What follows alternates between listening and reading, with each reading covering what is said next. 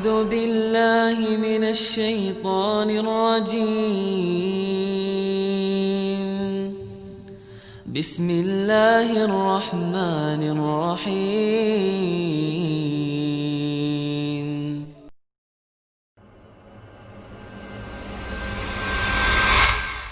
Banyak di antara kita yang masih belum memahami bobotnya Allah Subhanahu wa taala. Allah ini teman-teman adalah pencipta yang menciptakan semuanya yang dijangkau atau tidak dijangkau oleh mata kita di langit sana, di bumi ini, di kedalaman lautan.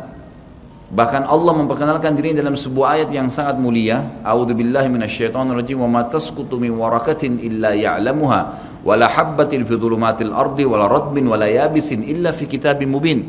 Tidak ada selembar daun yang jatuh dari sebuah pohon kecuali dia tahu, Allah tahu dari pohon mana, berapa kali dia tersentak, kemudian dia jatuh di sisi mana di tanah. Allah semua sudah tahu kapan dia jatuh, kapan daun itu tumbuh. Dan tidak ada biji yang basah ataupun kering di dalam bumi kecuali Allah sudah catat semuanya di Lauhil Mahfuz. Allah itu latif, lembut dan mengetahui segala sesuatunya. Basir, atas melihat semua segala satunya. Allah Maha Kuasa. Makanya tingkat tertinggi dalam iman, dalam agama kita adalah setelah Islam, kalau dia cuma kerjakan rukun Islam saja namanya Muslim. Tapi kalau dia gabung dengan rukun iman yang 6, sudah mengerjakan sholat, zakat, puasa Ramadan, haji, kemudian diikuti dengan ke-6 rukun iman, yakin Allah perintahkan, yakin malaikat sedang menyaksikan dan mencatatnya, yakin ini diturunkan dalam kitab Al-Quran, yakin ini diperintahkan pada Rasul Nabi Muhammad SAW, yakin dia akan terima balasannya pada hari kiamat, maka dia ikuti dengan rukun iman. Dan ini takdir baik, takdir buruk ada dicatatkan oleh Allah SWT, maka namanya mukmin. Tapi tingkat lebih tinggi lagi daripada itu, penggabungan antara rukun Islam, rukun iman, dan ada adab mengenal Allah, namanya ihsan. Ihsan itu apa kata Nabi SAW? An ta'budallaha ka'annaka tarah, fa in lam takun tarah fa innahu yarak. Engkau menyembah Allah seakan-akan engkau melihatnya, dan kalau kau tidak melihatnya, yakinlah dia sedang melihatmu. Selalu merasa dikontrol oleh Allah Subhanahu wa ta'ala. Kalau ada di antara Bapak Ibu yang bertanya pada saya, Ustaz, saya sudah coba khusyuk tapi tidak bisa, masih terasa kayak ada hambatan-hambatan, apa kira-kira sebabnya? Jawabannya cuma satu, Bapak Ibu masih memiliki dosa yang menghambat itu. Selama dosa masih ada, yakinlah tidak akan pernah bisa khusyuk, nggak bisa. Makin banyak dosa itu, makin berlipat-lipat, makin diulang-ulang setiap hari, maka makin jauh dari Allah Subhanahu wa ta'ala.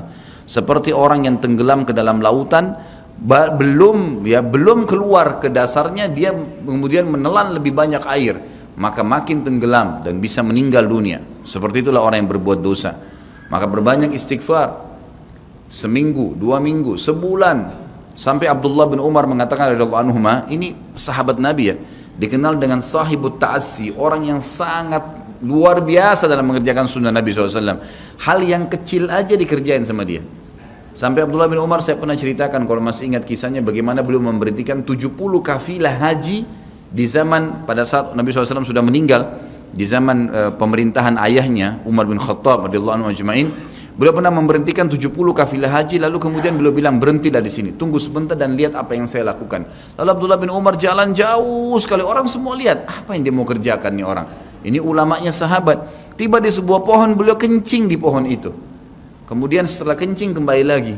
Lalu Ka'ab bin Malik, sahabat Nabi yang radhiyallahu anhu, berkata, wahai Abdullah bin Umar, semoga Allah merahmati anda. Apakah anda memberhentikan kami 70 kafilah ini hanya untuk menyaksikan anda kencing di pohon itu? Jawabannya dengan sangat tegas, jelas, iya. Kenapa? Kata Ka'ab, karena saya waktu haji bersama Nabi SAW, Nabi pernah berhenti di sini, pernah kencing di situ. Jadi saya mau tunjukkan ini loh tempat kencingnya Nabi SAW. Saking luar biasanya Abdullah bin Umar dalam masalah ini. Beliau pernah berkata, teman-teman sekalian, padahal terkenal dengan sahibut ta'assi ya, tidak ada sunnah Nabi yang ditinggalkan, selalu dikerjakan. Beliau mengatakan, saya tahu atau saya pernah berbuat dosa, tapi beliau tidak sebutkan, saya pernah berbuat dosa, pelanggaran yang itu kecil di mata saya, mungkin sebuah pelanggaran kecil. Ternyata Allah Subhanahu wa ta'ala mengharamkan saya dari sholat subuh berjamaah sebulan. Jadi kalau ada orang di antara bapak-bapak yang sholat subuh kebablasan tidur, itu ada dosa. Beliau mengatakan bahkan karena dosa kecil itu sudah cukup sebulan saya terharamkan sholat subuh berjamaah. Ada di antara mereka mengatakan juga di antara para sahabat dan ulama tabi'in, saya gabungkan perkataan-perkataan mereka, banyak di antara mereka yang mengatakan dan hampir sama semuanya. Mereka mengatakan kami tahu ya, atau saya mengetahui perubahan ada dosa yang saya lakukan pada saat terjadi perubahan pada pasangan saya. Suaminya kah marah-marah, istrinya kah buat ulah, anaknya kah buat ulah. Itu berarti permasalahan ada dalam diri dia. Mereka mengatakan saya tahu ada kesalahan dosa yang saya kerjakan dengan Allah Azza wa Jal pada saat terjadi perubahan di pasangan hidup saya, anak-anak saya dan tunggangan saya. Kuda mau dinaikin jadi masalah. Kita mau starter mobil pagi, mati mesinnya. Ada saja masalah. Itu berarti ada kendala-kendala berhubungan dengan masalah dosa. Lihat bagaimana pekahnya mereka menjaga hubungan dengan Allah Azza wa Jal. Seseorang di antara mereka seperti hadis Nabi SAW yang berbunyi orang mukmin kalau berbuat dosa kecil saja, maka dia akan melihat seperti sebuah gunung yang berat di punggungnya. Sementara orang munafik kalau dia berbuat dosa besar, dia hanya melihat seperti seekor lalat yang hinggap di hidungnya lalu diusir seperti ini. Kiat teman-teman sekalian untuk dekat dengan Allah Subhanahu wa Ta'ala adalah kata kuncinya paksakan ibadah dan paksakan tinggalkan dosa. Harus dipaksa. Harus kita paksa jiwa kita ini. Cambuk jiwa itu, cambuk dengan ilmu dan keimanan. Mulai sekarang saya mau on time sholat di masjid, tidak mau ketinggalan. Apapun konsekuensinya, paksain. Sesuatu kalau sudah dipaksakan dan menjadi sebuah kebiasaan akan enak dikerjakan. Otomatis. Tapi kalau kita kendor, sesekali saja dikerjakan, maka akan luluh seperti biasa umumnya. Begitu pula dengan dosa. Paksain diri untuk tinggalkan. Lihat yang haram, turunkan pandangan. Mau beli sesuatu, tahan tangan itu supaya tidak beli. Paksa. Nggak ada masalah kok. Tangan kita nggak putus kalau kita nggak beli DVD film yang tidak benar misalnya. Nggak masalah kok. Kuping kita nggak copot kalau kita nggak dengar musik misalnya. Alihkan ke Al-Quran. Setan goda, lawan. Jangan terus-menerus kendor imannya seperti kerupuk. Sedikit diramas sudah hancur. Ini jangan. Sampai kapan Bapak Ibu mau terus berlale-lale dalam jauh dari Allah SWT? Sementara iman itu levelnya sangat jauh. Makin kental, maka makin terus sampai para ulama mengatakan kenikmatan iman akan terus dirasakan oleh seorang hamba selama dia terus mendeteksi dirinya dan juga dia berusaha bermuhasabah setiap detiknya. Ini sudah ketaatan bukan? Ini sudah ketaatan bukan? Ada kemaksiatan ditolak sama dia. Harus begitu. Dan harus kita mulai dengan diri kita sendiri dengan cara memaksanya. Gak bisa enggak. Kita kalau nggak paksa nggak mungkin. Harus Bapak Ibu sekalian. Orang lain telepon nanti kita atau lihat perubahan, kamu alimnya, ingat majelis ilmu seperti ini Bapak Ibu sekalian. Saya sering ulangi kalimat ini. Saya nggak datang jauh-jauh dari rumah saya ke sini untuk menghibur Bapak Ibu cerita dongeng atau hibur Bapak Ibu duduk sini sejam 2 jam. Ini bukan. Ini kita sedang bahas wahyu. Wahyu ini penyampaian dari Tuhan Allah pencipta langit dan bumi untuk membawa pada perubahan. Kalau Anda hadir di majelis ilmu dan Anda pulang setelahnya terasa ya kenapa ya saya kayak merasa ada beban nih, kayak saya merasa bersalah, kadang-kadang kita menangis, itu semua peringatan dari Allah Subhanahu wa Ta'ala. Ambil, oh ini berarti kebaikan, itu kebaikan karena Allah mau dengan perasaan itu kita berubah. Ada perasaan untuk berbuat dosa jadi takut karena sudah ada di pengajian, itu tanda keimanan. Termotivasi untuk mengerjakan ibadah, hadir lagi di majelis, iya. Begitu teman-teman lihat kamu alim ya sekarang, iya alhamdulillah saya sangat bersyukur sama Allah. Jangan malu ucapin itu. Alhamdulillah saya berubah, saya merasa luar biasa, saya bersyukur sama Allah karena Allah masih bisa berikan keselamatan saya sebelum saya meninggal. Mudah-mudahan kamu juga bisa rasainnya keimanan saya. Motivasi dia supaya dia mau ikut. Ini enggak. Kamu sekarang alim ya, masa pakai jilbab begitu? Kenapa kamu pelihara jenggot? Masa azan harus selalu ke masjid? Kemudian, oh iya ya, udah sini aja sholat sama saya. Kendor, sholat di rumah. Kendor, ganti lagi kembali jilbabnya jilbab gaul dan seterusnya. Ini sampai kapan kita mau tergoda nih kira-kira? Waktu terus berjalan. Ingat, setiap peluang ibadah, Bapak Ibu sekalian ingat, Allah peringatkan Anda dan saya seperti cuma ini, penyampaian. Dan kita yang mengubah diri kita. Tidak mungkin saya mengontrol Anda satu-satu di rumah Anda, atau tidak mungkin Allah Subhanahu wa Ta'ala menurunkan tangan dari langit. Tetapi Allah Subhanahu wa Ta'ala memberikan kepada kita penyampaian dan berikan hati nurani untuk bisa menyentuh hati nurani kita agar kita melakukan, ya, mengerjakannya. Harusnya begitu. Jangan pernah malu untuk berubah menjadi orang lebih baik. Yang malu itu kalau kita menjadi orang lebih buruk.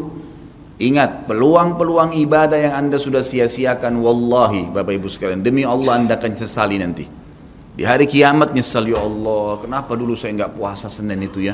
Nyesal, ya Allah, kenapa dulu saya nggak sholat tahiyat masjid ya? Saya malah duduk di depan masjid cuma ngobrol-ngobrol. Ya Allah, kenapa dulu saya nggak maksimal bacanya cuma surah pendek ya? Kenapa nggak surah panjang ya? Ini ibadah saja bisa kita sesalin, apalagi kalau dosa, malah lebih parah itu. Menyesalnya luar biasa, tapi nggak ada gunanya. Peluang-peluang ibadah yang Anda sudah sia-siakan tidak akan pernah bisa diperbaiki. Gak bisa.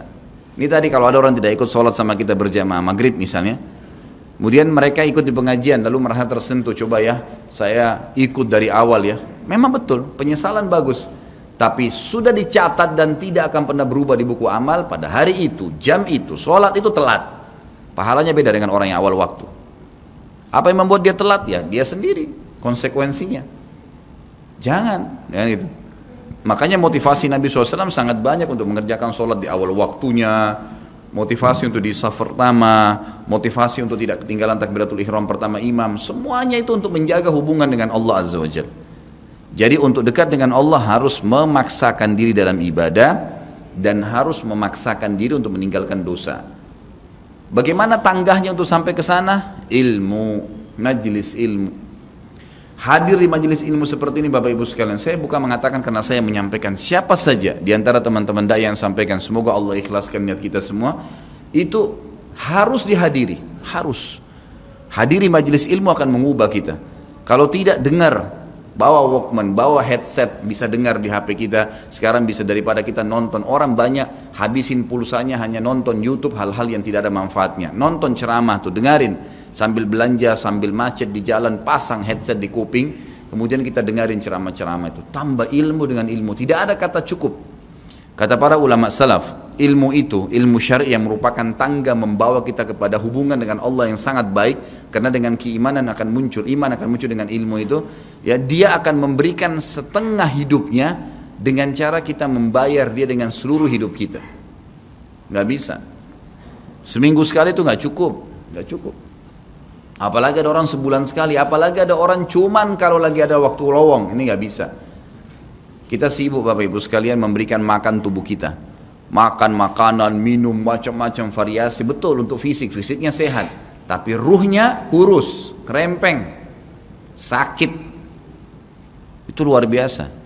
Tapi kalau kita balik, fisik kita yang biasa cukup kenyang sudah, tapi ruh kita berikan kesehatan yang luar biasa. Orang kalau ruhnya yang sehat Bapak Ibu sekalian, semuanya jadi kecil buat dia. Julaibib radhiyallahu anhu sahabat Nabi itu, saking kecilnya badannya itu sampai diangkat oleh Nabi SAW dengan satu telapak tangan karena kecilnya badannya. Tapi di perang ya Uhud dia bisa membunuh 7 orang kafir. Tidak ada hubungannya dengan kecil badannya, tapi ruhnya kuat, besar. Waktu Nabi SAW balik dari perang Uhud dan terkalahkan oleh orang-orang kafir Quraisy dengan hikmah Allah Subhanahu wa taala, semua sahabat waktu itu mati syahid 70 orang di Uhud, sisa 630 orang bersama Nabi SAW, semuanya terluka, dan minimal luka sahabat waktu itu minimal 7 luka, sabetan pedang, hantaman tombak, sobekan, pokoknya luka semua sahabat. Sampai ada sahabat sudah nggak bisa jalan karena kakinya sobek, punggungnya sobek, dinaikin di kuda, tiba di rumah tinggal dibaringin.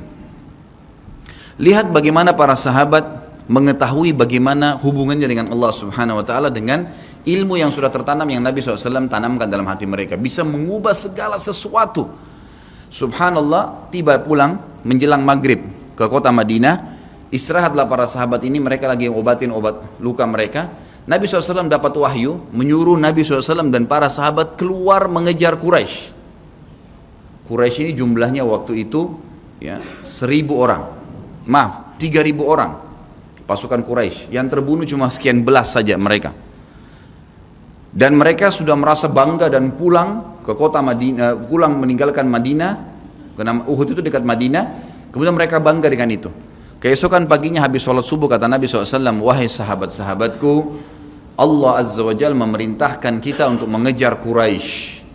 Maka pulanglah masing-masing kalian di suku kalian, lalu motivasi siapapun yang ikut kemarin di Uhud, semua, mau sakit, mau enggak, mau luka, mau enggak, tapi ini luka semua nih, minimal punya 7 luka, ya, Kita kadang-kadang mungkin kuku kita kecabut aja sudah susah ke masjid. Ini sabetan pedang, sobek, rusak semua tubuh mereka. Dikatakan dalam riwayat sampai para sahabat ada yang tidak bisa ngomong karena sudah kesakitan yang luar biasa. Kata Nabi SAW, semua yang ikut di Uhud kemarin keluar lagi. 630 orang semua harus keluar. Bagaimana caranya? Pokoknya ngumpul keluar, perintah Allah.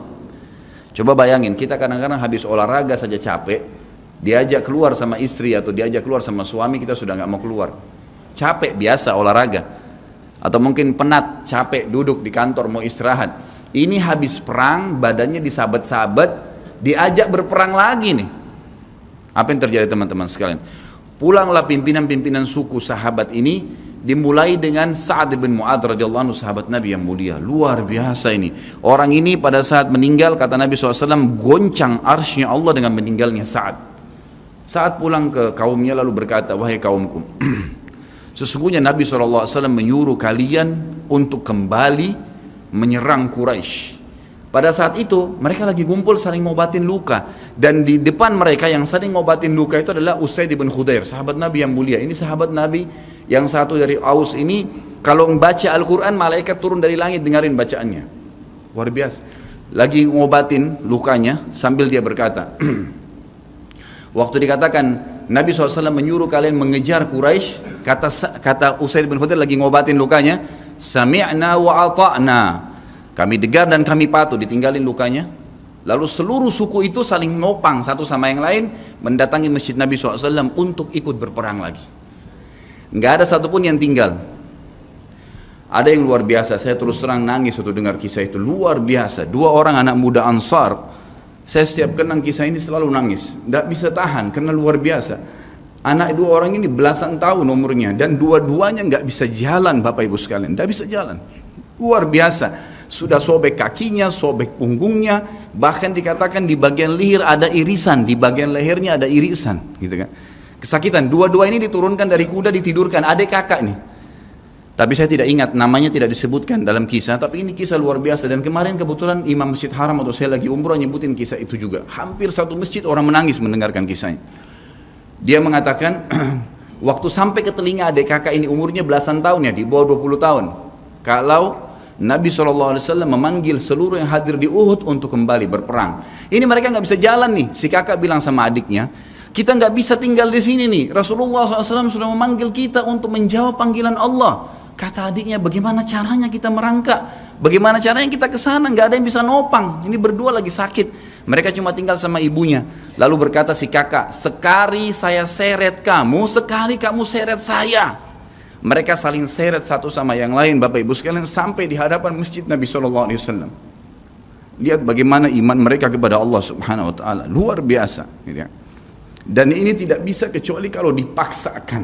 Kalau tidak dipaksakan nggak bisa. Semoga Allah Subhanahu Wa Taala jadikan kita orang yang selalu memaksakan diri untuk ibadah. Karena kalau tidak, kita nggak paksakan, kita akan mati dalam keadaan konyol dan menyesal karena tingkatan-tingkatan di surga akan hilang. Percuma. Baik, saya bacakan pasal kedua. Adab terhadap Allah Subhanahu wa taala. Seorang muslim hendaknya melihat segala sesuatu yang telah diberikan Allah kepadanya dengan tiada terhingga, yakni berupa kenikmatan yang tak terhitung. Terlindungnya dia pada saat menempel di dalam rahim ibunya ketika berupa nutfah atau air mani, menentukan perjalanan hidupnya hingga hari bertemu dengan Rabb-nya Allah Azza wa Jal. Hendaknya ia bersyukur kepada Allah atas nikmat itu dengan lisannya, yakni memuji dan menyanjung Allah secara semestinya. Juga bersyukur kepada Allah dengan anggota badan dengan cara menggunakannya di dalam ketaatan kepada Allah Subhanahu wa taala. Karena mengingkari nikmat, tidak mengakui kelebihan yang diberikan Allah, mengingkarinya beserta kebaikannya bukanlah termasuk adab kepada Allah. Sebagaimana Allah berfirman dalam surah An-Nahl ayat 53, A'udzubillahi minasyaitonirrajim. Wa ma bikum min ni'matin faminallah. Dan apa saja nikmat yang ada padamu maka itu dari Allah datangnya. Dalam surah An-Nahl ayat 18 Allah berfirman, A'udzubillahi minasyaitonirrajim wa in ta'uddu ni'matallahi la tuhsuha. Dan jika kalian menghitung-hitung nikmat Allah, maka kalian tidak akan mampu untuk menghitungnya. Begitu banyak nikmatnya Allah, Bapak Ibu sekalian. Kita berbuat maksiat, pelanggaran-pelanggaran, tapi Allah masih bisa memberikan kita oksigen gratis. Cahaya masih bisa ditangkap oleh mata kita. Telinga kita masih bisa menangkap suara sehingga mengetahui apa yang diinginkan oleh kita. Setelah bertahun-tahun berbuat dosa, dengan taubat kepada Allah, Allah bisa ampuni. Itu luar biasa. Nikmat Allah tidak bisa terhitung. Rugilah orang-orang yang tidak menyembah Allah subhanahu wa ta'ala. Dan kalau seandainya, kata Ibnu Taimiyah rahimahullah, orang-orang yang bermaksiat kepada Allah itu tahu bagaimana nikmatnya keimanan yang ada dalam hati kami ini, sehingga kami bisa menangis dan kami bisa merasakan dekatnya dengan Allah, bahkan merindukan surga dan selalu merasa diri jauh dari neraka, maka niscaya mereka akan membelah dada-dada kami dan mengambil keimanan itu, karena mereka tidak akan pernah merasakannya. Keimanan akan membuat makanan sederhana menjadi mewah, tidur di tempat yang biasa akan menjadi nyaman, bahkan cobaan seberat apapun menjadi kecil buat kita karena keimanan kepada Allah subhanahu wa ta'ala. Dan itu sebuah nikmat, itu hanya bisa dirasakan kalau kita betul-betul memaksakan diri beribadah kepada Allah subhanahu wa ta'ala. Allah berfirman dalam surah Al-Baqarah 152 dari selanjutnya, a'udzubillahi minasyaitonirrajim, fadhkuruni azkurkum washkuruli wala takfurun. Ingatlah selalu aku, kata Allah, selalulah berzikir, selalulah patuh, selalulah kerjakan ketaatan-ketaatan, nikmatilah yang halal, jauhilah yang dilarang, maka aku akan ingat kepada kalian. Bayangkan kalau seorang presiden mengingat kita, bagaimana bangganya kita disebut-sebut nama kita di hadapan orang-orang yang di sekitarnya. Bagaimana dengan Allah pencipta langit dan bumi yang mengingat kita. Dan bersyukurlah kepadaku dan jangan kalian mengingkari nikmat-nikmatku. Oleh karena itu, tidaklah beradab jika seseorang lari kepada sesuatu yang tidak memiliki tempat pelarian, bersandar kepada yang tidak memiliki kemampuan apapun, serta bertawakal kepada yang tidak mempunyai daya dan kekuatan. Allah subhanahu wa ta'ala berfirman dalam surah Hud ayat 56, A'udzu billahi minasyaitonir rajim, ma min dabbatin illa huwa akhidun binasiyatiha. Tidak ada sesuatu atau tidak ada suatu binatang pun melainkan dialah yang memegang ubun-ubunnya. Allah subhanahu wa ta'ala memegang semuanya. Harimau pun yang buas. Demi Allah Bapak Ibu sekalian, kalau anda minta kepada Allah, tidak akan bisa menerkam anda. Pasti itu. Api pun tidak membakar Nabi Ibrahim alaihissalam karena memohon kepada Tuhannya api itu. Semuanya bisa berubah dengan hubungan kepada Allah subhanahu wa ta'ala. Ini kekuatan yang luar biasa ini. Seseorang kan sangat tenang hidup dimanapun asal dia jaga hubungannya dengan Allah subhanahu wa ta'ala. Dalam surah Zariyat ayat 50 Allah subhanahu wa ta'ala berfirman, A'udzu billahi minasyaitonir rajim, fafirru ilallah inni lakum minhu nadhirun mubin. Bersegeralah kalian kembali kepada Allah, taatilah Allah, sesungguhnya aku sebagai pemberi peringatan yang nyata dari Allah subhanahu wa ta'ala kepada kalian. Nabi SAW mengingatkan orang-orang Mekah pada saat mau turun ayat ini. Beliau mengatakan, wahai orang-orang Quraisy, apakah kalau saya mengatakan bahwasanya di luar kota Mekah ini ada pasukan yang akan menyerang kalian, kalian akan percaya apa yang saya ucapkan? Kata orang-orang Quraisy, tentu saja hai Muhammad, karena kami tidak pernah dengar kamu bohong sekalipun seumur hidupmu. Maka Nabi SAW segera menunggangi keadaan tersebut, mengatakan, wahai Quraisy, ketahuilah sesungguhnya saya utusan Allah dan di belakang saya ini ada azab yang menyedihkan, jangan sampai kalian kufur. Jadi Nabi SAW sudah mengingatkan, ikutin ini, nikmatin apa yang diperintahkan, apa yang dihalalkan, jauh yang dilarang, kalian akan bahagia. Hanya itu saja perintah dari Allah subhanahu wa ta'ala. Nabi SAW sudah mengingatkan orang-orang Quraisy dan juga jadi pelajaran buat kita. Juga dalam firman-Nya surah Al-Maidah ayat 23, A'udzu billahi minasyaitonir rajim, wa 'alallahi fatawakkalu in kuntum mu'minin. Dan hanya kepada Allah lah kalian harus bertawakal, mengembalikan semua urusan jika kalian benar-benar orang yang beriman. Sisi yang lain, seorang muslim juga harus melihat kepada kelemah lembutan Allah subhanahu wa ta'ala kepadanya di dalam setiap urusannya, melihat kepada kasih sayang Allah kepada dirinya dan seluruh makhluknya, lalu berkeinginan kuat untuk mendapatkan tambahan kelembutan dan kasih sayang itu, sehingga dirinya akan selalu merendahkan diri kepada Allah dengan kerendahan yang murni dan dengan doa, bertawassul kepadanya dengan perkataan yang baik dan amal soleh. Kalau kita lagi makan, syukuri alhamdulillah. Dan ingat teman-teman sekalian, saya pernah jelaskan juga, hati-hati dengan hukum syamata namanya. Syamata itu merendahkan orang lain. Kalau ada sesuatu yang tidak ada pada kita teman-teman sekalian, syukurlah kepada Allah Subhanahu wa taala. Jangan pernah sampai menghina orang lain, karena Allah meninggikan derajat kita justru dengan kita bersyukur. Kata Nabi SAW, kalau kalian lihat aib pada diri seseorang, ucapkanlah alhamdulillahilladzi afani mimma ibtala bihi wa faddalani ala katsirin mimma khalaqa tafdila. Segala puji bagi Allah yang telah menyelamatkan saya dari apa yang dicobakan kepada orang ini dan mendahulukan saya dengan kelebihan yang banyak dari makhluk-makhluk yang lain. Kita harus seperti itu, dengan syamata. Kata Umar radhiyallahu anhu, apa itu syamata seperti ini? Umar bin Khattab berkata, aku khawatir kalau ada seorang wanita hamil lewat di depanku karena perutnya besar, lalu aku berkata dalam diriku, kenapa ya perutnya seperti itu? Maka Allah menghukumku dengan membuatku hamil, sampai begitu mereka mengatakan, dan berhati-hati sekali dengan kelemah lembutan Allah Subhanahu wa taala. Allah lah yang telah membuat binatang yang ada binatang yang indah bulunya, yang bagus tampangnya, dan ada Allah juga ciptakan buruk di mata manusia untuk menunjukkan keajaiban dan kemahakuasaannya Allah. Ada ikan yang indah untuk dilihat, ada ikan yang seperti batu buruk. Kita cuma mengatakan subhanallah yang telah menciptakan yang baik dan buruk, subhanallah yang telah menciptakan yang sehat dan sakit, subhanallah yang telah menciptakan yang putih dan hitam, subhanallah dan subhanallah. Bukan justru kita menghina teman-teman sekalian. Kalau ada sesuatu yang menimpa orang lain yang tidak ada pada kita, syukurilah nikmat Allah Subhanahu wa taala, dan jangan sampai kita merendahkan orang lain. Ini semua merupakan adab, kata beliau, terhadap Allah yang menguasainya. Maka bukanlah orang yang beradab orang yang berputus asa dari mencari tambahan rahmatnya yang luas, meliputi segala sesuatu, berputus asa dari kebaikan Allah yang tak terhingga, yang mencakup seluruh alam semesta ini, serta kelembutannya yang tercurah untuk segenap makhluk. Allah Subhanahu wa taala berfirman di dalam A'raf 156, A'udzu billahi minasyaitonir rajim, wa rahmati wasi'at kulla syai', dan rahmatku meliputi segala sesuatu. Kata ulama tafsir, hewan pun kalau yang buas kemudian dia menerkam mangsanya, lalu dia meminta maaf kepada Allah, maka rahmatnya Allah akan meliputinya. Seseorang membunuh orang lain pun, sebagaimana masuk dalam sebuah hadis, Allah tertawa melihat dua orang yang saling membunuh, kemudian dua-duanya masuk surga. Lalu para sahabat bertanya, ya Rasulullah, bagaimana ceritanya dua orang itu? Kata Nabi SAW, yang satunya mukmin, yang satu kafir. Lalu kemudian si kafir membunuh si mukmin di kancah peperangan, mati syahidlah si mukmin tadi.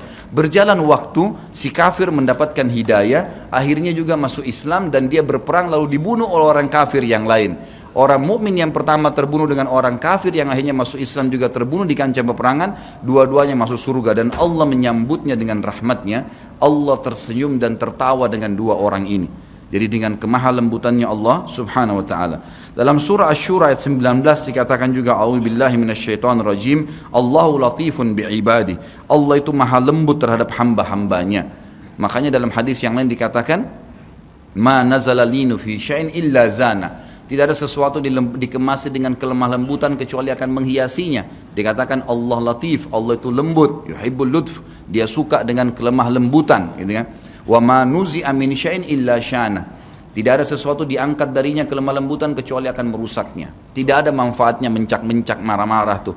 Emosi habisin waktu-waktu kecuali dalam pelanggaran agama saja. Tapi kalau bukan pelanggaran agama, maka jangan, tidak perlu semua. Dikatakan dalam hadis Bukhari, Nabi SAW kalau berhubungan dengan hak beliau urusan dunia, semuanya ditoleransi. Tapi kalau sudah berhubungan dengan hak Allah Subhanahu wa taala, barulah beliau tegas. Ya, ini sifat Nabi Muhammad SAW. Kita baca dua ayat lagi baru kita tutup. Sudah masuk waktu? Surah Yusuf ayat 87, A'udzu billahi minasyaitonir rajim, la tai'asu mir rauhillah.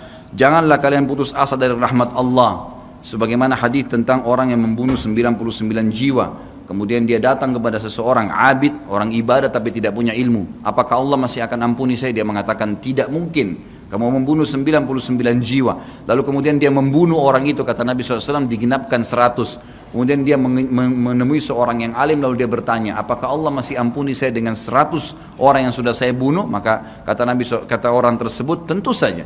Allah rahmatnya telah meliputi segala satunya. Allah akan terima taubatmu. Maka dia bertaubat. Pada saat dia bertaubat orang tersebut kepada Allah SWT, lalu dia mau pulang setelah bertaubat, lalu dia meninggal tengah jalan. Kata Nabi SAW, Allah mengutus 2 malaikat, satu malaikat rahmah, satu malaikat azab. Malaikat rahmah akan membawa ruhnya yang memperlihatkan taman dari taman surga, dan malaikat azab memperlihatkan lubang dari lubang neraka. Maka datanglah malaikat yang ketiga menghakimi di antara keduanya, lalu kemudian malaikat ini mengatakan, yang datang ketiga yang menghakimi 2 malaikat yang sedang memperebutkan orang yang tadi baru taubat ini, ukurlah jejak kakinya. Maka diukur, ternyata jalan menuju ke tempat taubatnya itu lebih 1 jengkal kaki, ya, 1 jengkal kaki saja. Maka dengan itu Allah masukkan dia ke dalam surga. 100 jiwa sudah dibunuh, teman-teman sekalian. Ini bukan main-main, dosa yang sangat besar, tapi rahmat Allah sangat luas. Az-Zumar ayat 53 kata Allah Subhanahu wa taala juga, a'udzubillahi minasyaitonirrajim, wala taqnatu mir rahmatillah, jangan pernah putus asa dari rahmat Allah Subhanahu wa taala. Paragraf terakhir yang saya bacakan, nanti insya Allah kita lanjutkan setelah sholat ba'diyah isya. Seorang muslim harus melihat bagaimana dahsyatnya siksaan Rabbnya. Allah SWT maha lembut, tapi jangan lupa Allah azabnya sangat pedih. Seorang muslim harus melihat bagaimana dahsyatnya siksaan Rabbnya, kerasnya azab dan kecepatan hisabnya. Kalau datang seketika, gitu kan? Dan tidak ada yang bisa bendung, sehingga dia bertakwa atau takut kepadanya, menjaga diri terhadapnya, serta meninggalkan segala kemaksiatan. Maka ini pun merupakan bentuk adab kepada Allah, sehingga tidaklah seseorang itu beradab menurut orang-orang yang berakal apabila ia menentang Allah dan berlaku aniaya atau zalim. Padahal ia seorang hamba yang lemah, namun justru menentang Rabb yang maha perkasa lagi maha kuasa, maha kuat lagi maha perkasa. Dan Allah berfirman dalam surah Ar-Ra'd ayat 11, A'udzu billahi minasyaitonir rajim, wa idza aradallahu biqaumin su'an fala maraddalah wa ma lahum min dunihi min wal. Dan apabila Allah menghendaki keburukan terhadap satu kaum, maka tidak akan pernah ada yang bisa menolaknya, dan sekali-kali tidak ada pelindung bagi mereka selain Dia. Kalau Allah sudah mau hancurkan, maka tidak akan pernah ada yang bisa membendung. Juga dikatakan dalam surah Al-Buruj ayat 12, A'udzu billahi minasyaitonir rajim, inna batsya rabbika lasyadid. Sesungguhnya azab Rabbmu benar-benar keras. Jadi teman-teman, jangan tantang Allah. Kalau Anda buat dosa, lindungi, tutupilah dan bertaubat kepada Allah. Jangan tantang, nggak mungkin lah, masa Allah haramin, ya sudah diolok-olok orang yang berbuat ketaatan, ini berbahaya. Karena kalau datang azabnya Allah, Bapak Ibu sekalian, menyakitkan sekali, sangat luar biasa. Saya sarankan juga Anda bisa ya melihat di YouTube azab-azab Allah, itu akan banyak cuplikan yang orang-orang memang kena kutukan dari Allah Subhanahu wa taala. Bisa mudah-mudahan menambah iman kita. Ayat yang terakhir adalah surah Al-Imran ayat 4 yang bunyinya, A'udzu billahi minasyaitonir rajim, wallahu azizun dzuntiqam. Allah itu maha perkasa, maha mulia, dan Allah mempunyai balasan siksaan yang sangat keras. Ingat, Allah memang maha pengampun, tapi Allah juga dari sisi lain azabnya sangat keras. Maka harus hati-hati Bapak Ibu sekalian dalam menjaga hubungan dengan Allah Subhanahu wa taala. A'udzu billahi minasy syaithanir rajim. Bismillahirrahmanirrahim.